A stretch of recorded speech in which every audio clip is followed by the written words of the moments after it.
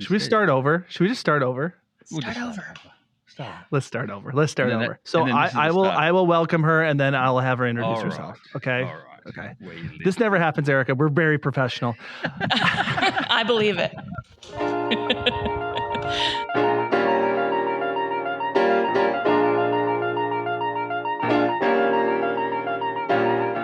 Do you love to travel? Do you love road trips? Do you love finding hidden treasures in towns all over the USA? Hi, I'm Joshua. And I'm Craig. Welcome to Treasures of Our Town. It's a podcast that explores unique and charming towns scattered throughout the United States. Guided by our love for location-based games like geocaching, join us as we venture to some of the country's most intriguing destinations, uncovering hidden gems and local secrets along the way. On today's episode, Josh, last week was Halloween. We're a week late from Halloween. Ooh.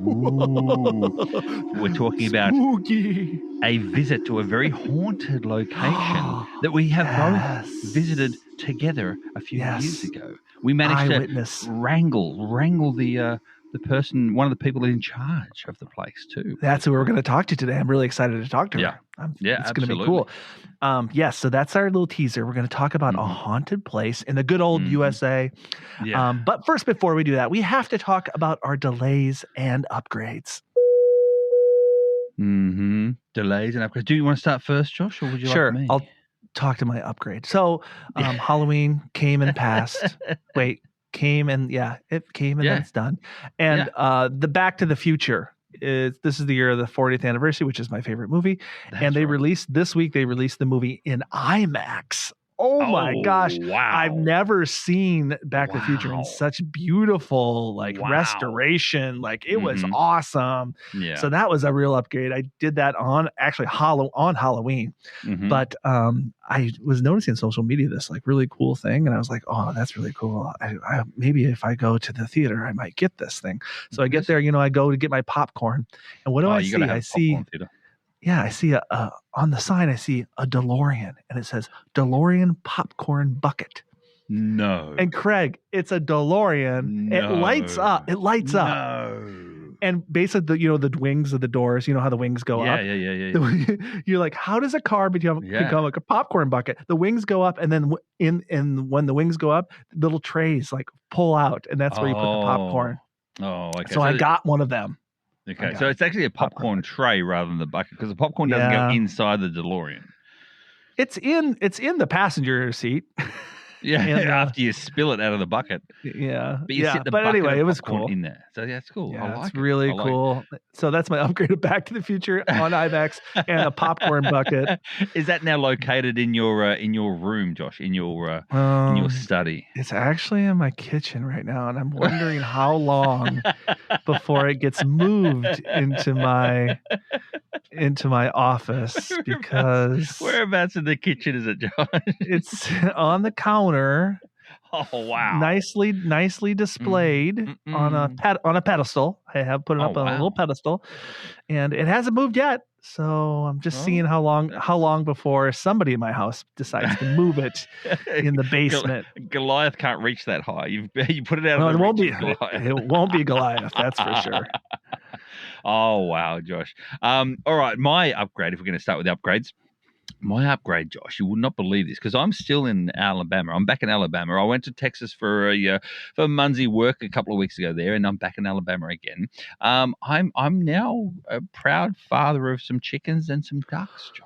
Whoa! No, they're not. They're not in my van with me. I'm not raising fighting chickens in my van. They are at a friend's garage, and they're inside there in what they call brooders, and and yeah, because they have a really nice chicken house, etc., in the backyard. And so the chickens are getting their own chickens get a bit old now. So I said, what if we get some new ones? And she's like, yeah. So I said, okay. So we've got some chickens and 2 ducks. Oh, cool. They grow so quickly, Josh. Oh, I bet.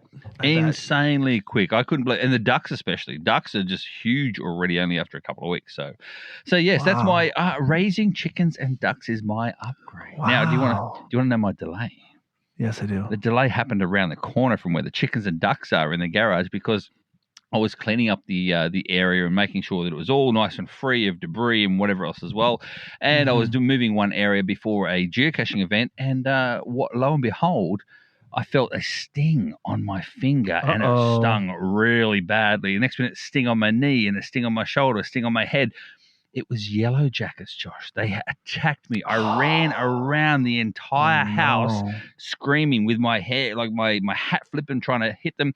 I thought to myself, I've got to stop. I've got to slow down because I'm panicking a little bit. So I stopped and I slowed down and I physically stopped. And I thought, no, they chased you because you were running away. So I stopped.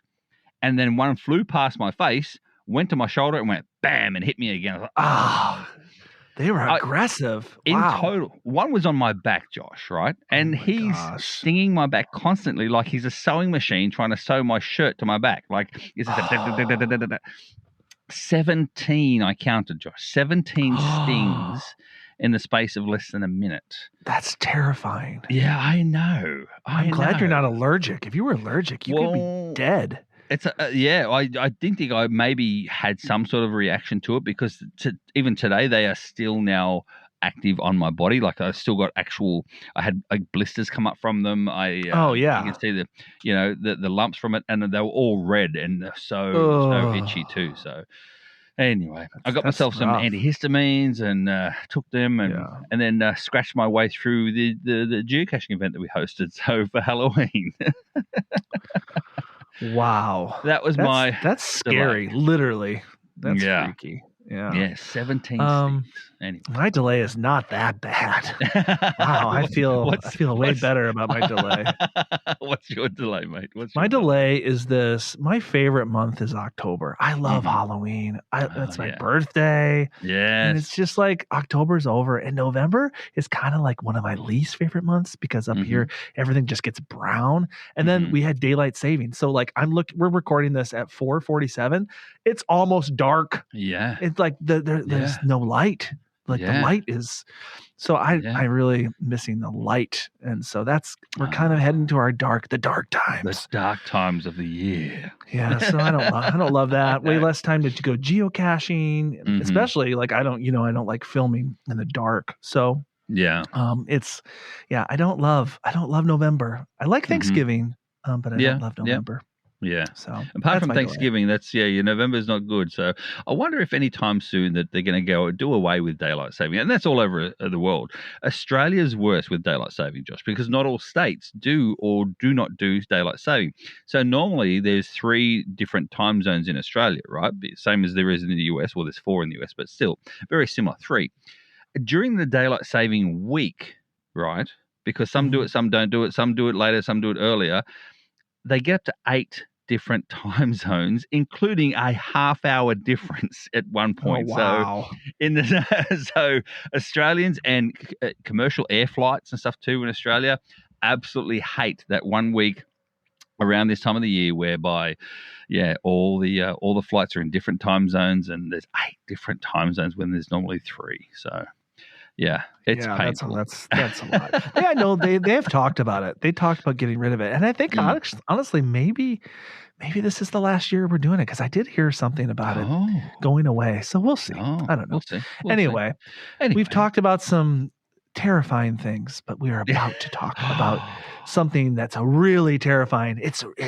I think it's real. Do you think it? I don't know, Craig. We were there. We witnessed it ourselves. Honestly, Josh, I can say this from the bottom of my heart, and no word of a lie. I'm quite a believe it or not, I'm quite a spiritual person. I understand the paranormal activities. I'm very sensitive. We'll say that to the unexplained. And when I was there, Josh, I felt the cold every now and then. I felt the shivers every now and then. I smelt the perfume every now and then. I thought it was you, but no. As you'll hear with our interview, Josh. What was it? What was that perfume? We'll find out. Should we talk to her right now? We should. Okay, Greg, let's bring our very special guest all the way from the great state of Indiana. We have with us Erica Taylor from the Willard Library. Welcome, Erica. Welcome to the podcast. Hi, guys. Thanks for having me. Erica, you work in a very special place that both Craig and I have visited, and that is the Willard Library in Evansville, Indiana. Could you just quickly introduce yourself? Who are you? What is your involvement at the Willard Library? And just tell us your role there.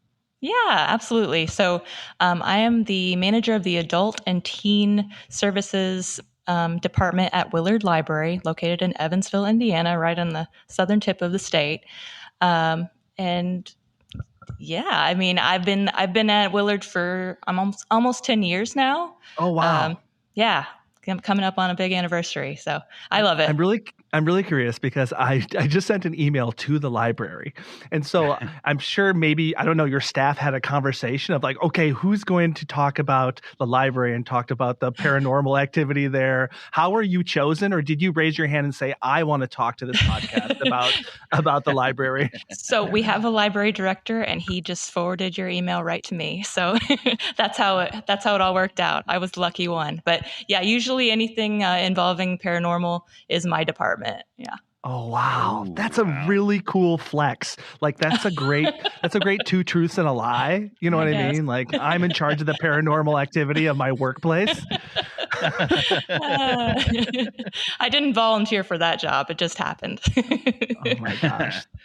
Erica, let's start from the very beginning. Let's start from the very, very basics. And that is, can you share with us the founding story of Willard Library itself and what makes it unique amongst the other libraries in the area? Yeah, absolutely. So Willard we like to brag a little bit that we are the oldest consecutively running public library in the whole state of Indiana. Wow. We were founded by a man named Willard Carpenter in 1885.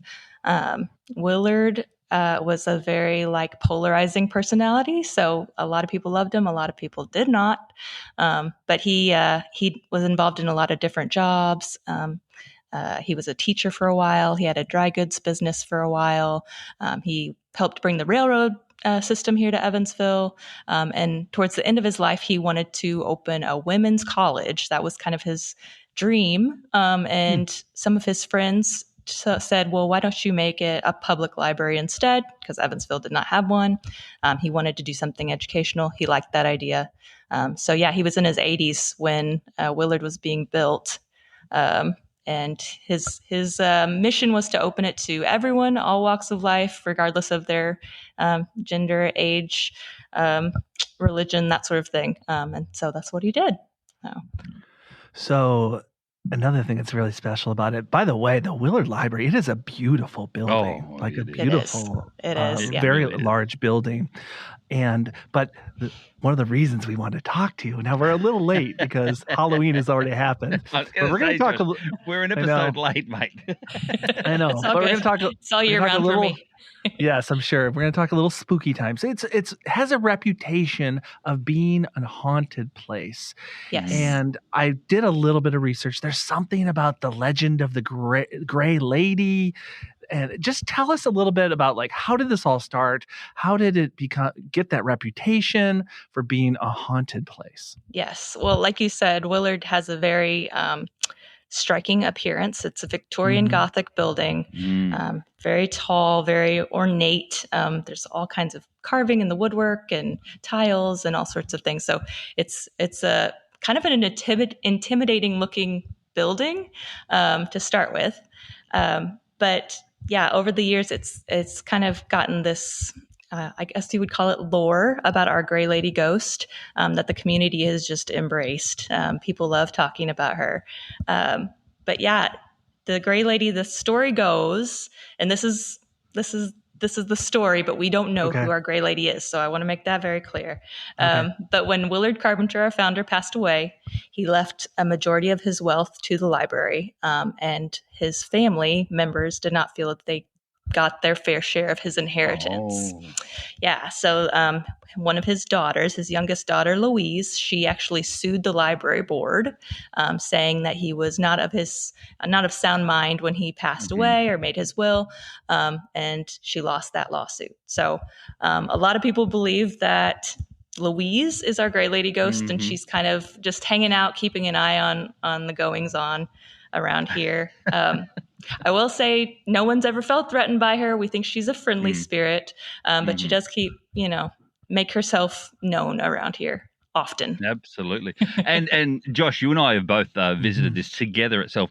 We do have a video. Well, actually, you do have a video. I filmed it for you and edited. And you edited it, yes. Yeah. We have a video on your channel itself. Links are in the description in regards to that as well. But we're there, and Erica, we're there because of they're called ghost cams. You've got you got several actual live webcams inside the library at different locations, etc. as well. And hence the reason why geocaching, it's a what they call a webcam geocache. It's quite rare nowadays to actually have a webcam geocache. They are sort of phasing out, unfortunately. But tell us, though, how did that program start in regards to the ghost cams themselves? And then how does it operate on a day-to-day basis? Like, are they actually kept in terms of the footage is kept somewhere, and you go over the footage to see if there's any goings on? What goes on? Yeah, there? is that your job? Is that your job? You watch the footage. Don't come after me for footage. I don't have it. We've got all the footage since we were there. We may have made a couple of things up. We may have through the edit, we might have editing enhanced we might have enhanced some of the paranormal activity in the Willard Library. Well, you wouldn't be the first. But yeah, so our ghost cams, they came about in the 1990s, 1995-ish. And at that time, our director decided to start doing ghost tours around Halloween. So he invited the people in our community to come in and tour the building, and we'd tell some ghost stories. It was just kind of an idea. And the very first night they did it, there was a line that wrapped around the building. Like, it was ridiculous. It was so popular because everybody had been talking about, the Gray Lady, but they wanted to be there and hear the stories from the source, I guess. So the ghost cams were kind of an afterthought of that. And they gave people an opportunity to tune in on our website 24 hours a day, 7 days a week. And there are currently 6 cams. So we've got them on every floor, especially in the areas where the Gray Lady is seen most often. And yeah, we get 40 million hits on those things a year. Wow. Yeah, it's wild. It's wild. Are you running YouTube ads on those? You beat me to it, Josh. Run it live for YouTube and get the AdSense. We need to take advantage.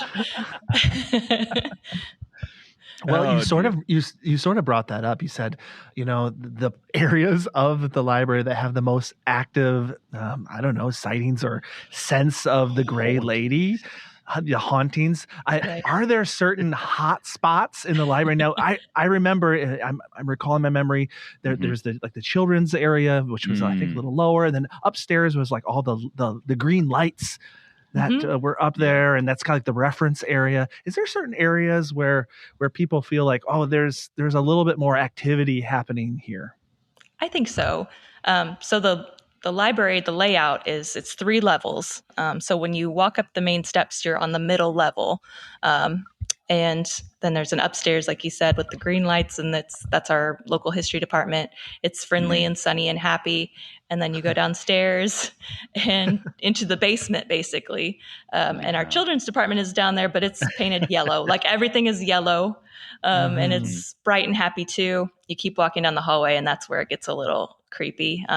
There's some exposed brick down there, and our maintenance boiler rooms down there. So that hallway is the spot where the Gray Lady was first seen, and that's been a very active area too. But I would say, as far as activity goes, upstairs in our we call it our reading room, and then downstairs in the children's department and the hallways are the most active places. But she's been seen all over. Okay. Well, Craig, Josh, you remember? I do. I was about to say, you remember when we were there? We felt that in the hallway. We really did. It did feel the creepy. And there was like a little case filled with like clown things, I think. Do you remember that? Yeah, there is too. Yeah, and we heard the clowns sort of saying, and we were like, we thought we heard something. I don't know. It was just our minds, but it could have been post production. But and also, but there's also that water fountain too, Josh. Remember the water fountain turned on when we walked past it as well. That was the one thing that happened that we were curious if that was something that was interesting. That's strange. Yeah. That's weird. Yeah. You've never heard that? Ooh. Okay, no. Gray Lady was performing for us. They said she knew. Yeah, she knew we had a camera, so that's great. I mean, as we record this as well, Erica, we obviously the 3 of us we're talking, we're seeing each other. I did see something sort of go past you slightly in your background then, but it may have been just a shadow of some sort. But on a personal level, though, have you or any other staff member had actually direct encounters, like visual or heard it, or I'm really curious about this. Something you can't explain. You know, the books coming out. I mean, Josh, just to say this as well. Remember upstairs in the library part two. Remember the books were sliding out.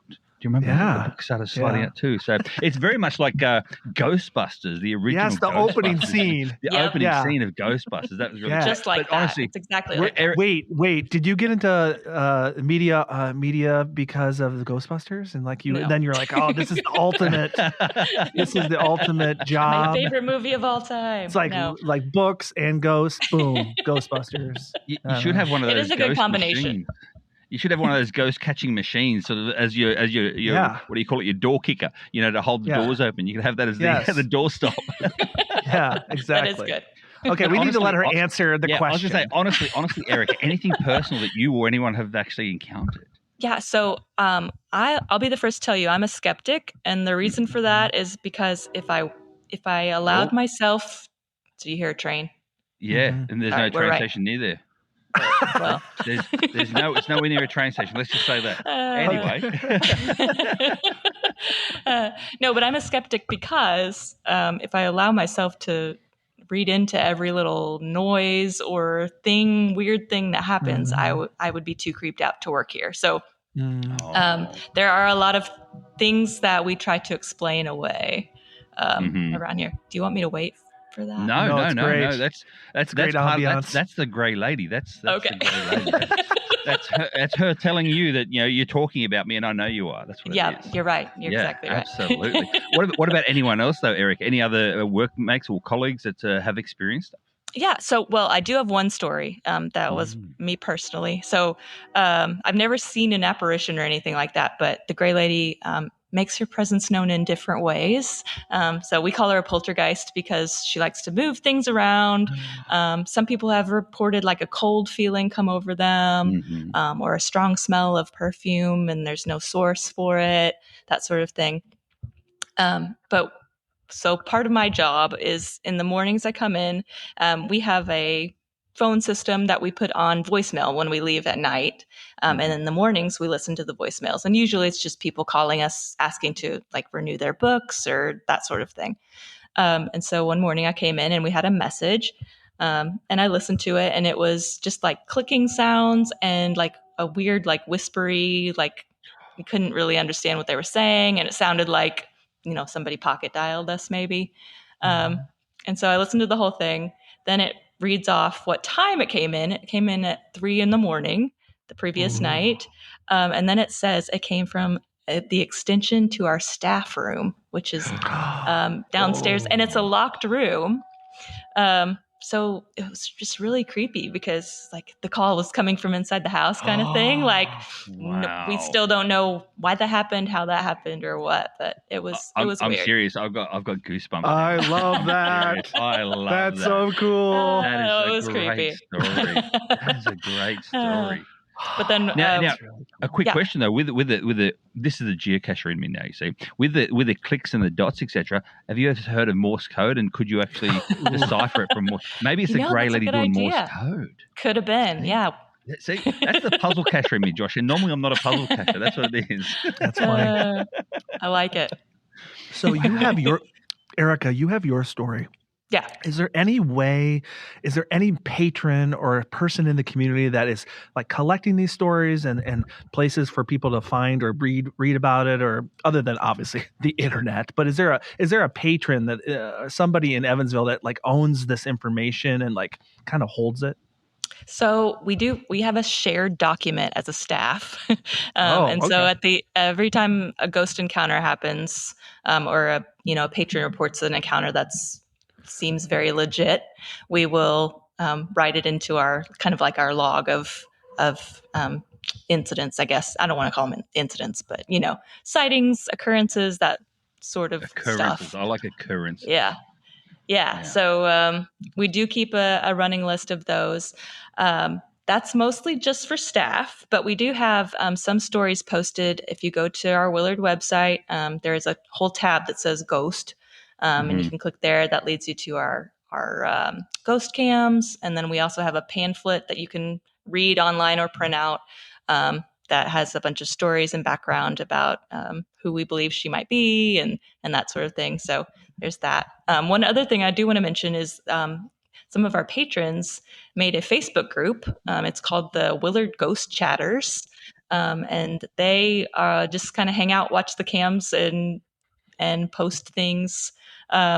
Like they'll take screenshots and post them, and they all comment and talk about, the stuff that they see. And it's kind of fun to come to work and see, okay, what did they see the previous night, in the same room that I'm sitting in. So Wow, that's cool. a really neat thing. I just love how much your library has chosen to like embrace this and not push it away and be like, oh no, we're just about books and we're about, we're a library. But you're like, oh no, we're gonna embrace this. We're gonna allow people to talk about it. We're gonna allow ghost cams. I just think that's really cool. I do too. And honestly, it's like it's brought so many people to us that wouldn't have come otherwise, I don't think. I mean, we get visits from people from all over the country and beyond, just because they want to check it out and do their own little paranormal investigations, which is really fun. And one kind of a side story to that, a couple of years ago, we had a field trip come in, little kids. The person that was leading the group mentioned our Gray Lady ghost, and these kids were like kindergarten, first graders. One kid went home and told his mom about it, and she got real angry. Oh, I'm and sure. so she marched down and talked to our director and said, you can't be telling, young children about this ghost. He had heard that so many times, and he had, had enough. And so he told the whole staff, like, we're not allowed to, we're just going to tell people the Gray Lady's moved on. So a couple days later, one of the librarians tells the patron, we haven't seen the Gray Lady lately. We don't think she's here anymore. And as soon as she said that, a book flew across the room. Oh, wow. So it's kind of like, you can't really deny it at this point. And don't even try. No. Erica, here I was thinking that they're talking about the Gray Lady to the kids, and one of the kids turned around and said, are you talking about that lady over there? And pointed to the corner that's empty. That's what I was waiting for, because know how children are very susceptible to that is the paranormal true. activity. They are. But that is true. You were saying before about investigators, etc., coming through. Is there been any like television people come through there, or is there any other? Because there's lots of paranormal activity TV shows out there, out and about, whether it be on YouTube, etc. as well. Anyone uncover see anything or do anything in regards to that? Yeah. So in the I want to say 90s, I wrote it down. Hold on. 1985, Lorraine Warren. Ed and Lorraine Warren came to visit us there. If you're familiar, they're like very famous paranormal investigators, psychics. And they did a tour through. Lorraine, I believe, said she thought that the grounds that the library was built on was haunted.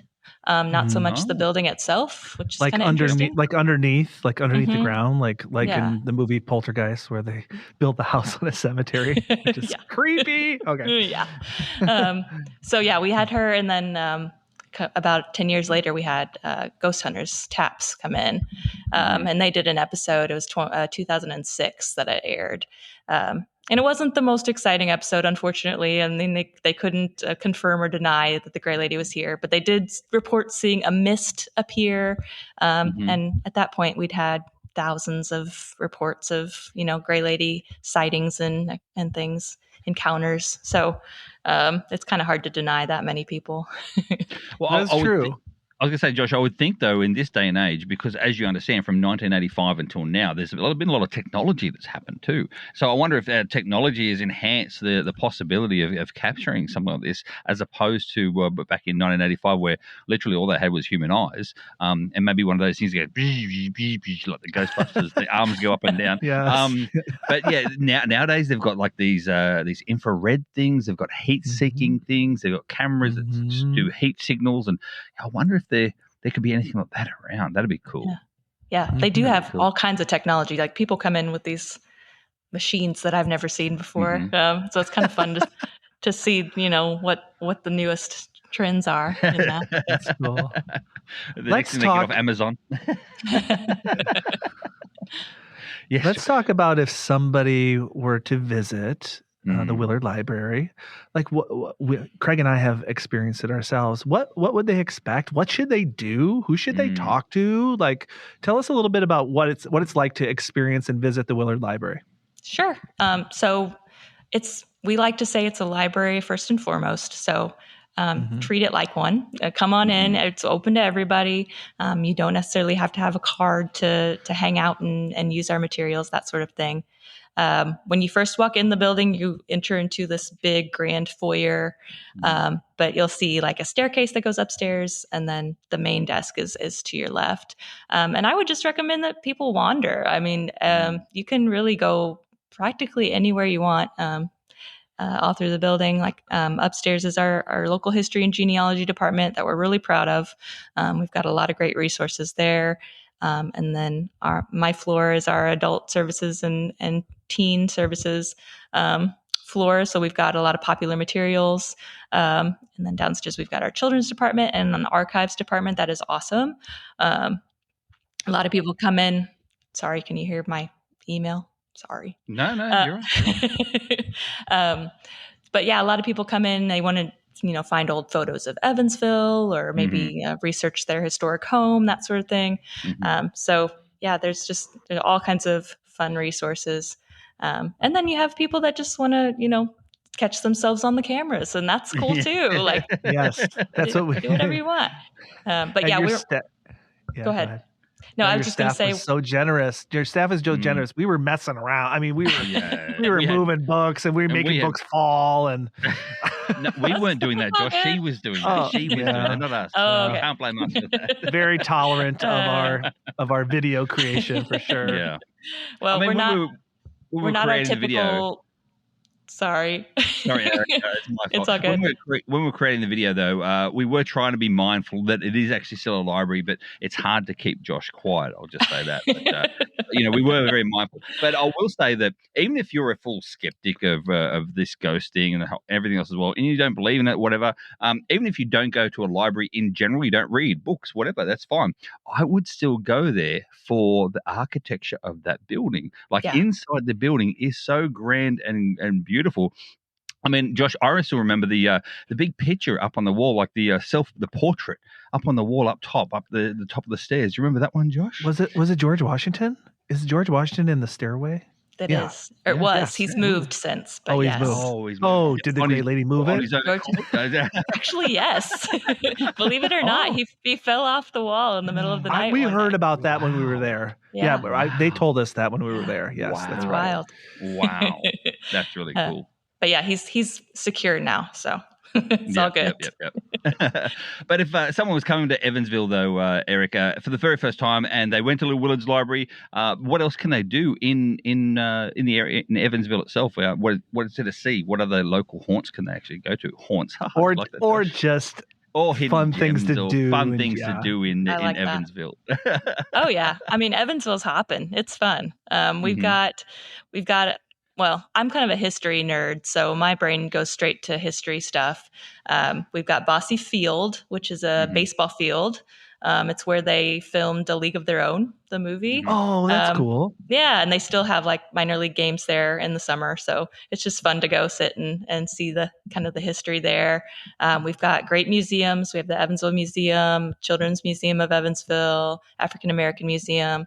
We've got an awesome zoo, Mesker Park Zoo, several parks, great restaurants. So it's a really fun place to live.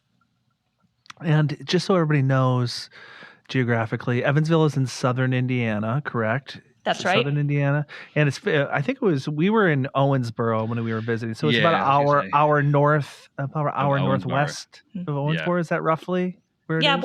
We're right on the edge of the state. So that's right on the Ohio River.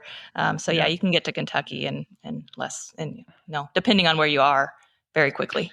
We were there for Geo Woodstock, Josh, if you recall, and we did the Geo Woodstock stuff, and then we went up because you heard of this too, and the fact that it's a webcam was and it was intriguing, and I think you did it, Josh, for your video for Halloween like a couple of years ago. Yeah, it was so funny because we recorded it in May, and I held the video till October. Halloween, which is a lot. That's a lot of discipline for a YouTuber to hold on to. Good for you. Yeah, thank you. So, lastly, why does the Willard Library keep this Gray Lady story alive? You kind of alluded to it before, but what value does it bring to the mission of your library and the community of Evansville? Yeah, I mean, over the years, people have just embraced her. I think it's something that intrigues people. It's interesting. It's a little spooky, a little mysterious. And if it gets somebody in the door and then they find out, there are resources here that I can use, there are computers here that I can use, that sort of thing. I love the architecture of the building. There's something for everybody. And I mean, there's no reason to deny her, I guess. No. And we know what happens when you deny her. That's right. Exactly. We learned the hard Gray way. Lady, if you're listening. Yeah, if you're listening, Gray Lady. That is really interesting, because if it is true, it's interesting that I feel like, based on the stories, that like she wants to be known. She wants people to know that this is her space. This is her library, and do not say that she's not there. Absolutely. Which is really interesting. Really interesting. It is. If anybody's curious, if you're a geocacher listening and you're like, wow, this sounds really interesting, I'd love to visit, the geocaching code, Erica, this is nerdy, but there's a code for every geocache. It is GC, A as in apple, 4, C as in cat, 4. GCA4C4. Erica, thank you so much for taking some time out of your day. You're actually, hopefully this was a good part of your day, as you're still working, I assume. Yeah. This was a blast. So thanks so much for taking some time.